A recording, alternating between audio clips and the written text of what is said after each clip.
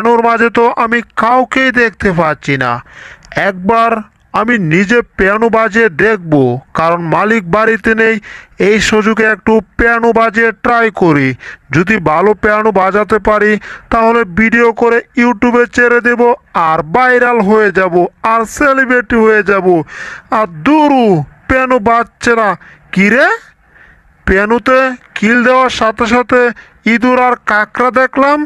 আরেকবার ট্রাই করে দেখতে হবে, এদেরকে আমার ধরতে হবে। ইয়াহু, এই তো, এই যা, আবার পস্কে গেল। তোমাদেরকে দেখে ফেলেছি। আগে হাতের মোজাটা খুলি, তারপর তোমাদেরকে আমি ধরছি। এই তো, এবার হারমোনি বাজাবো, উপরে উঠবে আর গপ করে ধরবো। এই দিলাম, এই যা, ধরতে পারলাম না। আবার দিলাম, আবার ধরতে পারলাম না। আবার ধরতে পারলাম না। এভাবে হবে না, বুঝতে পারছি। আমি পিয়ানোর ভিতরে ঢুকে যাব। এবার কি করবে তোমরা? আমাদেরকে ধরা এত সোজা না, বুঝলে টম? কাকড়া বাবু, গিটারটা ফেলে জাপটা বন্ধ করে দাও তো। টম